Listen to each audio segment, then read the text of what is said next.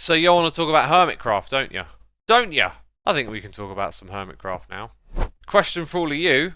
Was that a great season of Hermitcraft? Was it the best season? Was it your second, third favourite?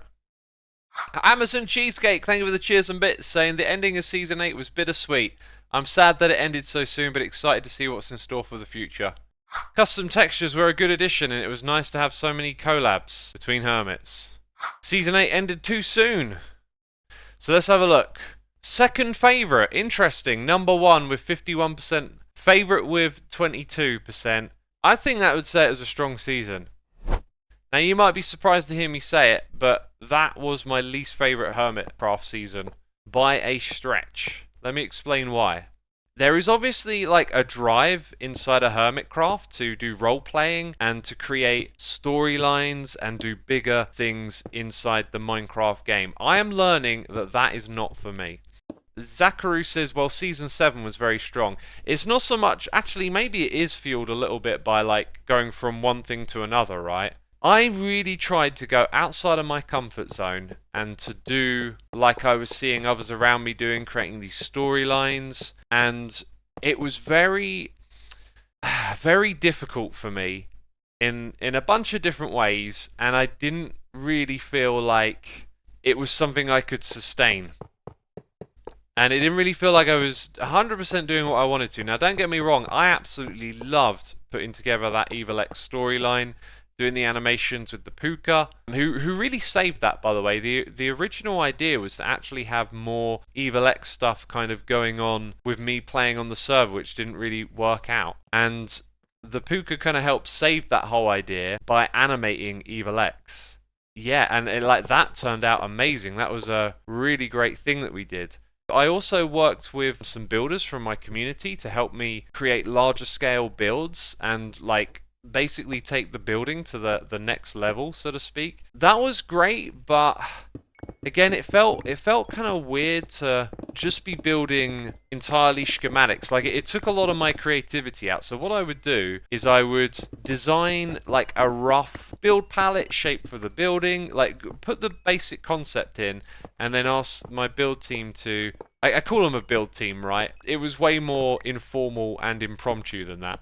But this was all about like trying to take the game to the next level for me. And how am I going to do this? Well, if I want to, achieve these high-level builds, I should, do like the others and work with builders and try and achieve it that way. And my builders did great. It felt weird to, I don't know, just not be the full architect of what I was doing. Yeah, I would hand over these concepts like the Evil Empire, the original building. I had designed it, got the vision in place, had this idea of these like arcs and Evil X's on top, and I was putting together this building, and it just wasn't quite like popping the way I wanted to. And then I worked with Garth on taking it to the next level, which he certainly did, that you see in the season. The like island area, that's just all me playing off the cuff. And then after that, I started working with the builders for the Evil Empire and the village. The last bit, by the way, the weird wacky tower at the end, that was all me as well. So you can see the difference in like the build style, right? Yeah, so like, in an attempt to like try and rise up to this level of the others around me, I ended up just doing stuff I wasn't that massively comfortable with. And then the thing that really hurt me though with this season was the way Evil X and the derp coin thing was perceived outside of my own community. Because when you're on a server with other people, there is a larger audience, and that audience perceives what you're doing differently, right? And so people who are outside of my channel don't understand the whole Evil X thing is like it's like a story, a joke, a lesson. I used Evil X to bring in some concepts and ideas that I see out there in the world that I think are predatory, and I would use the character to bring the predatory tactics onto the server as more of an educational lesson. It was more like, I want the younger, less savvy with money audience to learn a few things here. I want them to see Evil X put together his little schemes and then realize, oh, this is microtransactions, this is FOMO, this is, all these tactics that companies deploy with their microtransaction stores that they're embedding into game. They're using multiple currencies to confuse you. They're changing how you access the currency, right? These things go on, and I feel like it would be a nice way to bring some value to it all. Something you could learn, you know? Anyway, what happened was I got like a lot of hate from other people. I got, oh, Xisuma is horrible. He's trying to steal from the other hermits and scam them with his derp coin. He's trying to take all their diamonds. And it was very obvious that for some people, the nuance of the story, the idea, wasn't there. They also didn't seem to get that if you actually buy derp coin and spend it, everything was really cheap. I wasn't trying to actually make diamonds, right? Because it's just a story. So I'm not trying to make diamonds with this Evil X plan. I'm not actually trying to be the richest hermit. It's a story. And that seemed to get completely lost on people as well. If you went into the store and brought some stuff, it was really cheap. Like, it was dirt cheap. I was selling stuff for, like, you know, nothing. It was just to help the fellow hermits. Like, if they needed materials and stuff for building, whatever it was I was selling, the price was cheap.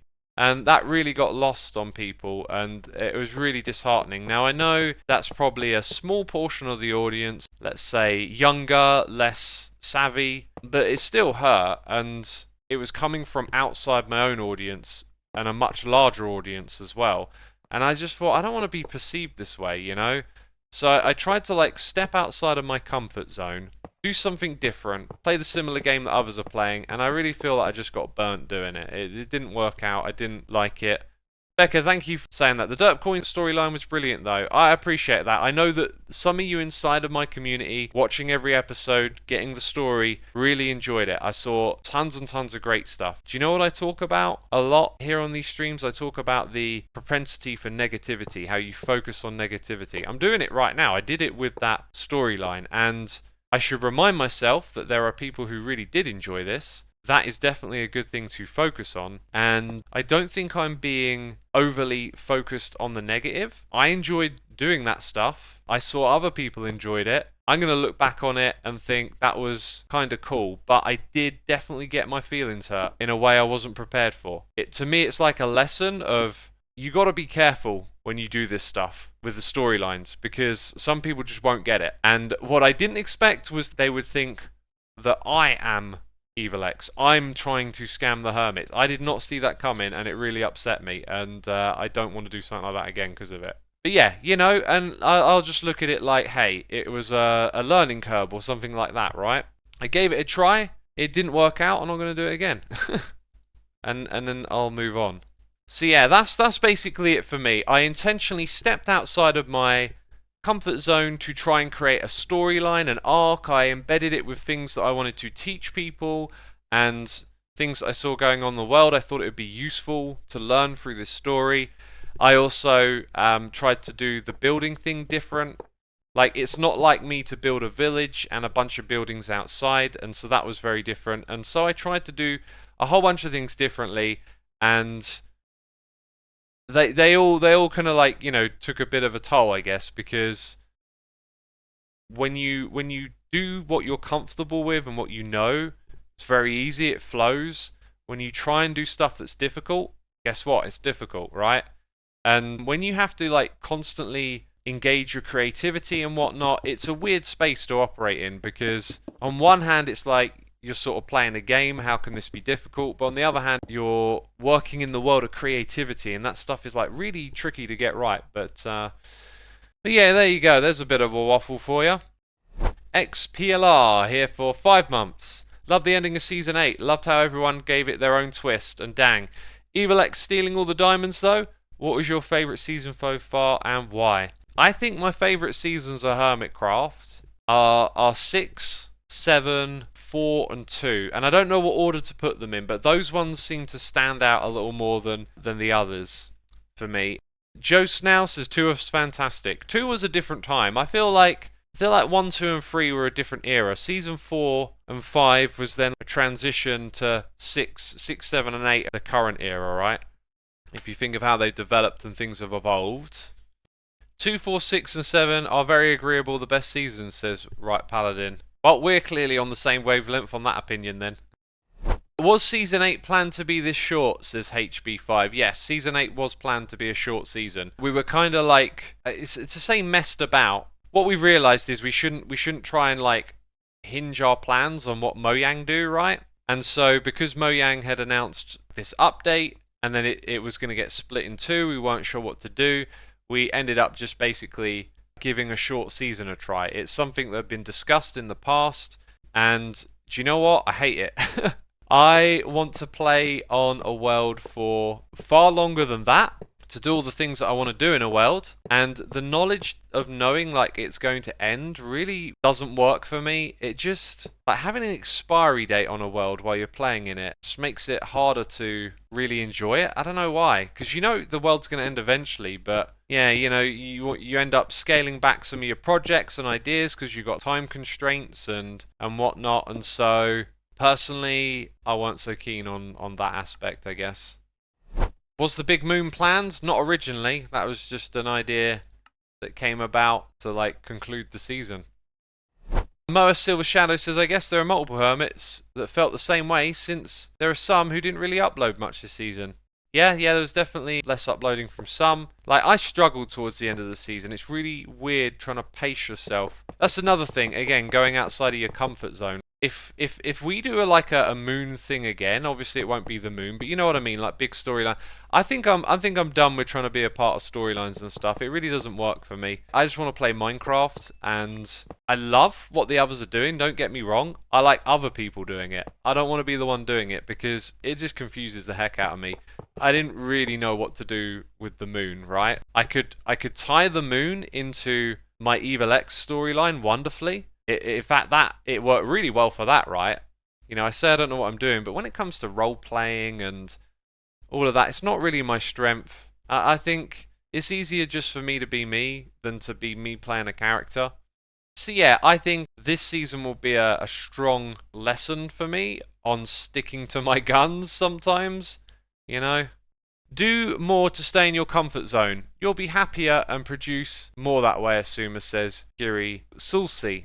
Yeah, thank you. I appreciate you saying that. My Season 9 plans are to basically swing back, go Season 2 mode is what I'm thinking. I mean, I'm not going to build a wastelands. I want to get back to that spirit of just Minecraft, right? Just Minecraft for Minecraft's sake.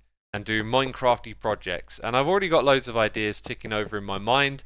And when I look back at my ideas list for Season 8, there was so much stuff that I didn't do because it wasn't storyliney. It didn't make sense. Why am I going over there and doing that thing? Why do I have to explain it? If I'm just playing Minecraft, I don't have to explain it. I can be like, hey, I want to go do this. I think I'd like to build a mob sorter, for example, and have a fun project with mobs getting processed into groups and stuff. And I didn't have an explanation for that, whereas I won't need to if I'm not doing a storyline, right? I just can't get my head around how the storylines work, especially when you got to juggle them with other people on the server. That gets tricky too. So I'm kind of glad it's over now. Yeah, like I don't want to say that like it's all negative or something. It's just like I've said it a gazillion times. Tried to do something really different and it didn't really work. What happened to resetting outside the main continent? Was that going to happen for Caves and Cliffs 2 instead of the ending? Why did you choose the ending over the reset?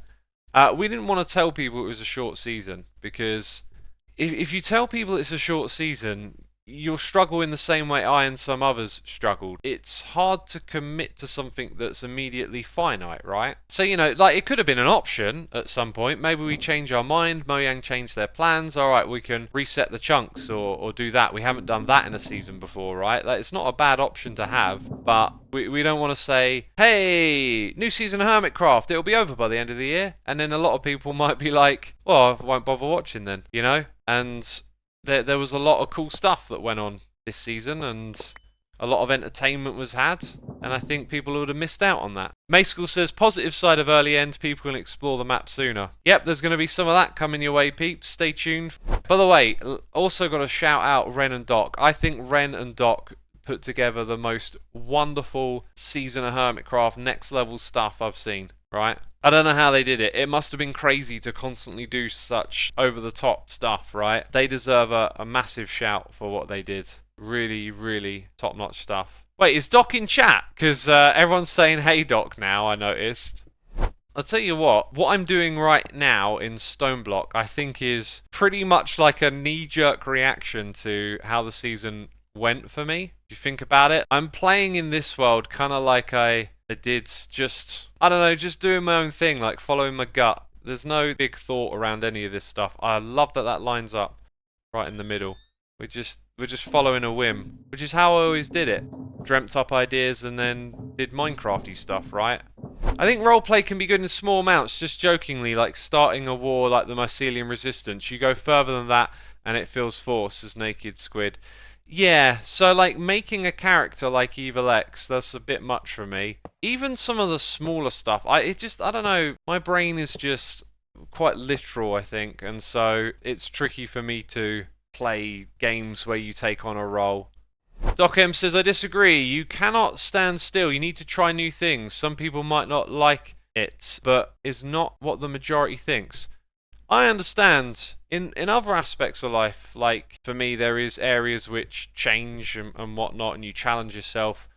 As a creator right here, I feel like it is like I know what I enjoy doing and I kind of want to enjoy this, and I've tried to step outside and do something. I mean, here's the important distinction. I've tried to not do something that I was massively passionate about. I tried to do something that was what other people were passionate about, right? So I'm looking at Hermitcraft as a viewer and going, oh, this storyline stuff is so incredible. And then I try and do it myself, even though I don't feel like I have much of a story in me. It's not a passion. It's not like I'm trying to tell the world something. And so that's what didn't work for me, if that makes sense. You know, when I create content in the future that's going to be me going back to how I did it before, I'm not going to just try and do the same old thing again. I will always try and come up with cool new ideas and projects and whatnot, but they won't be me doing roleplay or stepping outside my comfort zone or doing something that I'm not interested in. It will be what I'm interested in this time. If I'm really interested in this idea that I've had, this thing that I'm going to do, I'll go for it. It might be challenging and difficult and whatnot. But I don't think I'm going to go, oh, other people are doing this and it's really good and I feel like I need to do it. Because that's what I did. I tried to do what other people were doing. It didn't work. Natural stories are best. Forced stories can feel bad, says Artastic. I mean, that's an interesting statement, but what are stories? They're sort of between false and truth, right? They are very organic and human. We tell stories to one another. They're always technically, air quotes, forced, but they're always partially natural. It's more of a case of like, can you execute them well? I feel like my storyline was pretty good thanks to the poo cut. Doc says, how something feels to you is up to you. Do I want to say join this journey and take in the storyline, or do I want to be negative and say this feels forced? Us content creators can't do nothing about how you perceive something. Sure, that's perfectly fine, yeah. I get what you're saying. It's feedback that doesn't provide any additional value, I guess. Some of the Hermit stories at times feel a bit much. Dora the Explorer level of storytelling appeals to me. It's all up to you, like how you perceive it and like it, right? It's not everyone's cup of tea, and that's fine. For the most part, for me, it adds a lot to the server. I've just learned that I shouldn't be doing that. I'll let other people add to the server. I'll just do what I do. X, which build was your favourite this season from a fellow Hermit? Because it's in recent memory, I love that Hermatrix ship at the end. Pretty much everything Doc and Ren built, I really loved. And I think Impulse's base was crazy cool as well. I feel like Impulse built a 2-year season base in half a year. Also, Cub was at it again, just doing extraordinary feats of grindy building. But it was an experimental season, and you've all learned so much, says Bobby. That's another great point, by the way. We experimented with textures, and obviously mods were on the server to make the blocks fly about. We were deliberately open to trying to make it different and do things differently and push the boundaries a little bit. And I don't know where that will go in the next season. I don't think it's, you know, immediately going to then move on to the next thing, but I think it gives us some understanding that actually we can push the boundaries of vanilla Minecraft a bit in the future when we have good ideas. Doc says, yeah, I'm still on the fence about the textures. What do you guys think? Here's what I think. I think using it with intent for things that bring dynamism into the world, like Tango's tree. I'd say the derp coin to some extent, if it were, you know, more embraced perhaps. But stuff like retexturing the books, totems, like adding in stuff like the pass, the derp stake pass and key. I did all that stuff just to try and embrace the experimenting, and to me it was like not that great. Just to create textures for texture's sake. They don't really add a lot unless they're going to be used and be a common feature of some sort, right? Which they weren't. Like the custom foods. So I feel like when you bring in something custom, it really needs to add to the world in some way. It really needs to give something and not just be a custom texture for the sake of it. One thing we were going to do, but we never got to for various reasons, we were going to bring in custom swords in the Evil Empire, and that I think would have probably been a better use, custom tool textures and things like that, because you could take something you actually use all the time and make it look slightly different. Now, I don't know if that's like novel in the same way as the food items or some of the books and stuff, but like maybe if you used it for lore, it could be really cool. So yeah, using it with intent is really the thing. And like, let's say next season of Hermitcraft, like, I don't know, we come up with some storyline or something happens on the server where people break into groups, and we could give people like textures for their tools that like separated them. You know, it's still a netherite pick, but it's also got a, you know, the red team or the blue team, right? Like I feel like that could be a cool way to do stuff with the custom textures. Doc says, I didn't get into the texture stuff at all this season. I wanted to use the bedrock trick, but Tango came up with the idea as well, so left it to be. Yeah, the bedrock trick was good. I liked it. I feel like you have to use that within the context of entertainment, though. It would be a bit weird to start using things like that in a permanent sense. Proximity mod is a fantastic addition. That really helped. Best addition so far, says Buddy. Yeah, the proximity mod is a game changer.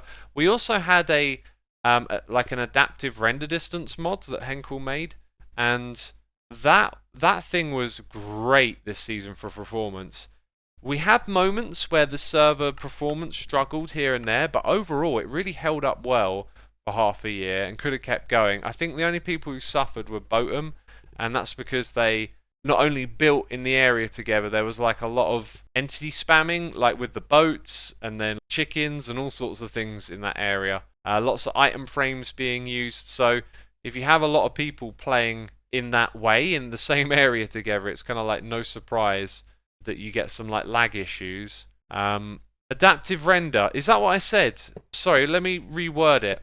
We had a render distance mod that would change the render distance dynamically based on the server's performance. So if the server starts struggling, it would lower the render distance. This means the server does less work. It has to send out less stuff to the players.